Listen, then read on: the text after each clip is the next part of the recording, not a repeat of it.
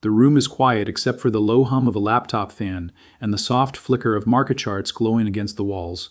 Headlines move across the screen almost soundlessly now. Inflation, rate cuts, commercial real estate stress, consumer debt at record highs, AI boom, soft landing, strong labor market, fragile banks, new highs. At first glance, everything seems strangely normal. That's what makes moments like this so dangerous, because financial crises rarely announce themselves like storms on the horizon. They form the way a fault line moves beneath a city at night, silently, invisibly, while most people are still asleep, still borrowing, still buying, still convinced the ground beneath them is solid. And that is the pattern history keeps repeating. Before every major financial break, there are always assets people refuse to question.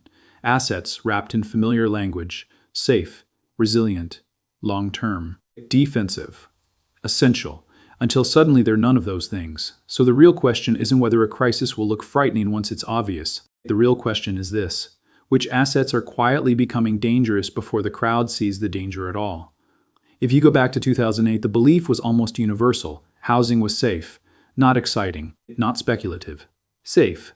People believed home prices might slow down, maybe flatten, but not collapse across the system. Banks believed mortgage-backed products were diversified. Rating agencies believed structure had somehow transformed risk into stability. Investors believed income streams tied to real households could not fail all at once. But what actually happened was much darker. The system wasn't stable. It was layered with leverage, bad incentives, and one catastrophic assumption that the underlying collateral could not break everywhere at the same time. It did. Then go back further to the dot-com bubble.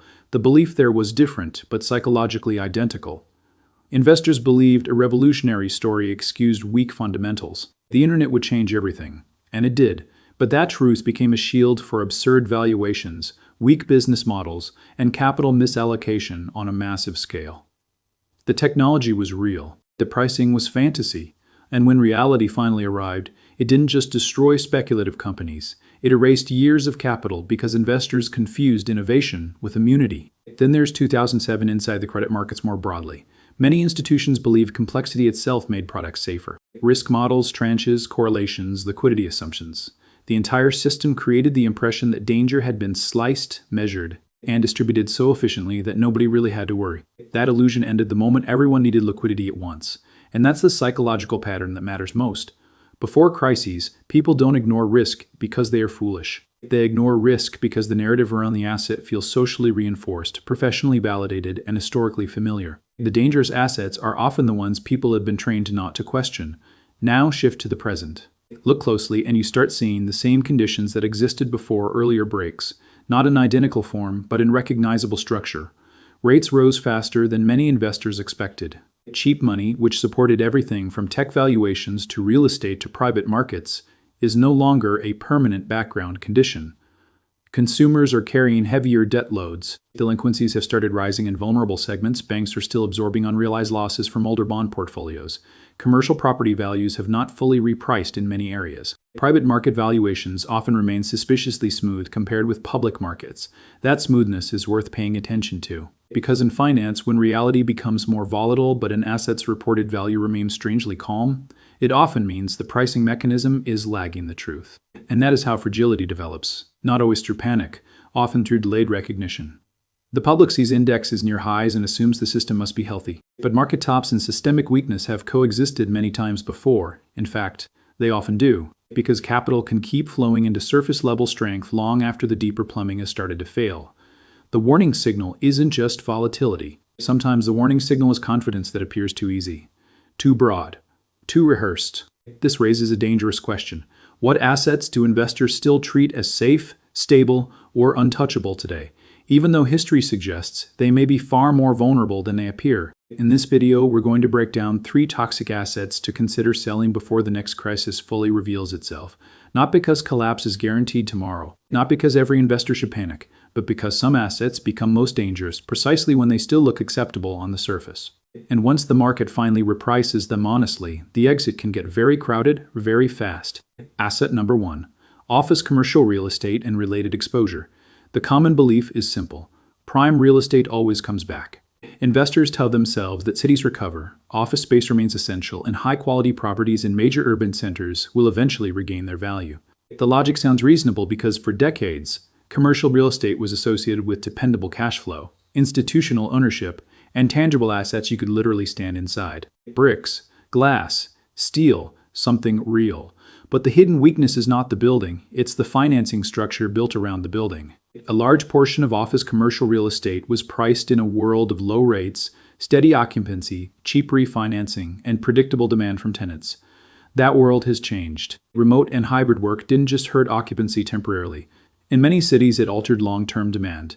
At the same time, higher interest rates crushed refinancing math. A building that was merely mediocre in 2019 can become financially toxic in 2026 if vacancy stays high and debt rolls over at much higher rates. History gives us a clue here. During past real estate downturns, from the savings and loan crisis to 2008, the true danger was not simply falling property prices. It was the chain reaction created when debt structures no longer worked. Loans got extended, losses got hidden, banks delayed recognition. Owners hoped for recovery. Everyone pretended time would solve the solvent's problem. Sometimes it does. Sometimes it absolutely does not. And today the same vulnerability may exist in office-heavy portfolios, REIT exposures tied to struggling segments, regional bank balance sheets, and debt funds linked to refinancing risk. A property can still appear occupied enough on paper, while the underlying economics are quietly deteriorating. That's what makes it dangerous. Not obvious collapse. Slow-motion repricing. Asset number 2.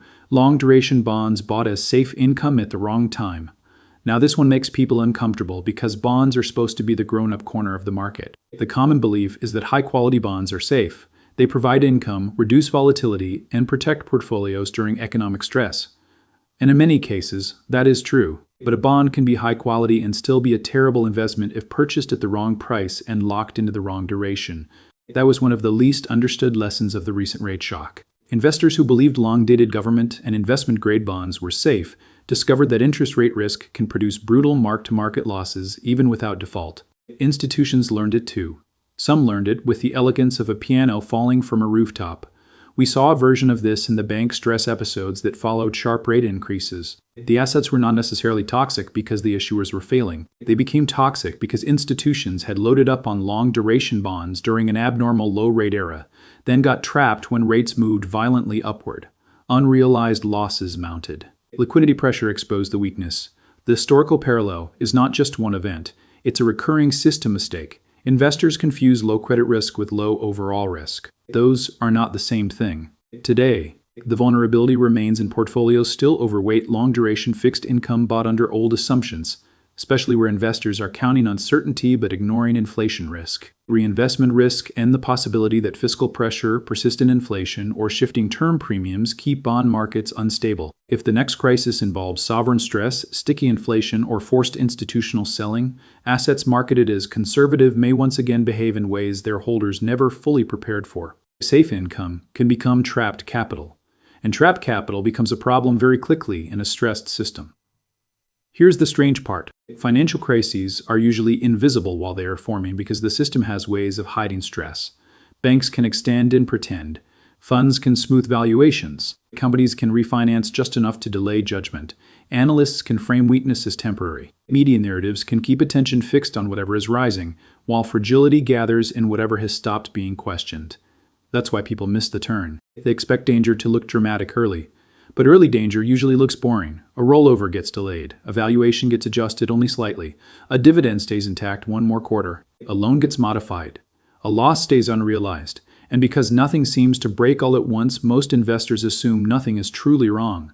That assumption has destroyed a lot of capital. Asset number 3. Overvalued private equity and private credit exposure. The common belief here is that private markets are more stable than public markets. They don't swing wildly every day. They seem professionally managed. Their valuations look smoother. The sales pitch is powerful, access, sophistication, insulation from public market noise. But smooth pricing is not the same thing as real stability. In private markets, valuations are often updated less frequently, with more discretion, and under much less daily pressure than in public markets. That can create the illusion of resilience. During times of stress, the numbers move more slowly, not necessarily because the businesses are fine, but because the price discovery mechanism is delayed. That delay matters. In past crises, one of the most reliable warning signs has been a gap between public market reality and private market optimism. After the dot-com era, after 2008, And in multiple credit downturns, private asset values eventually had to catch up to harsher financing conditions and lower exit opportunities. What makes today's environment dangerous is the combination of high rates, weaker exit markets, compressed consumers, and years of capital to float into private equity and private credit searching for yield. Many deals were underwritten during a period of cheap money and generous multiples. If earnings slow, defaults rise, or refinancing becomes harder, the pressure moves from theoretical to immediate. Private credit, in particular, carries a seductive narrative right now. It's framed as flexible, efficient, even safer, because it is directly negotiated and often senior in structure. But that confidence can obscure concentration risk, weak underwriting during boom years, correlated borrower stress, and liquidity illusions if everyone wants out at the same time. And that's the deeper pattern. Assets with limited transparency often look strongest right before a broader repricing forces transparency on them. So why do these failures keep happening? Because modern financial systems are built to reward yield, smoothness, and short-term appearance. Institutions are judged quarterly. Fund managers are compared against peers. Banks are incentivized to keep credit flowing. Companies are rewarded for financial engineering as long as the cycle is friendly. Investors chase whatever appears stable and profitable without asking what assumptions are required for that stability to continue. Then debt enters the picture. Leverage makes everything look smarter in the good years and everything look fragile in the bad ones. It compresses caution. It rewards optimism. It turns small errors into systemic problems. And underneath all of it is human psychology. People do not panic when risk is growing. They panic when the shared story breaks. As long as the story survives, office will recover, bonds are safe, private markets are insulated, capital remains in place. Once the story fails, liquidity disappears, correlations jump, and assets people thought were unconnected start falling together. That is how the hidden mechanism works. A crisis is rarely one bad asset collapsing in isolation. It's a network of assumptions failing at the same time. Experienced system observers think differently. They do not ask only, what has worked? They ask, what stops working if financing tightens, liquidity thins, or sentiment changes?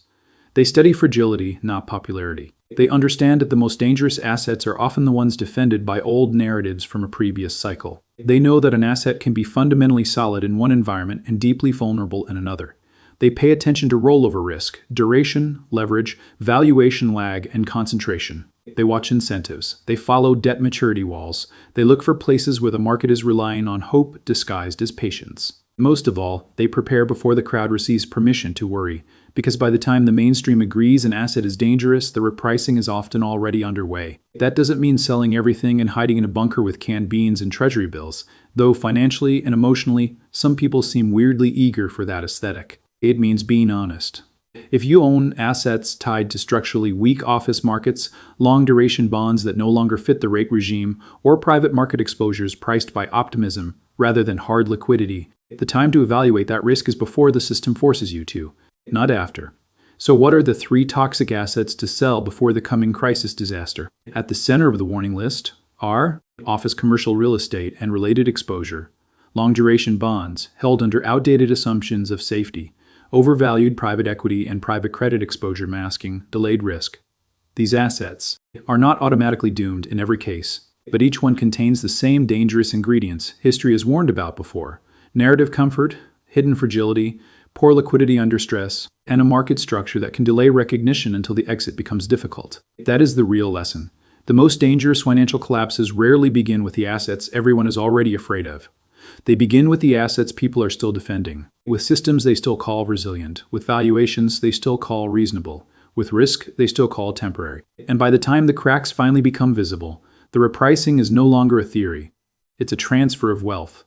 A quiet one at first, then all at once. If you want to understand the hidden patterns shaping the next financial crisis, not just the headlines but the deeper machinery underneath them, subscribe to the channel, because the next investigation goes even further inside the system, into the places where risk is not eliminated, only moved. And once you start noticing that pattern, you stop seeing markets as numbers on a screen. You start seeing them for what they really are: stories, incentives, debt, and human behavior, balanced on structures far more fragile than they appear.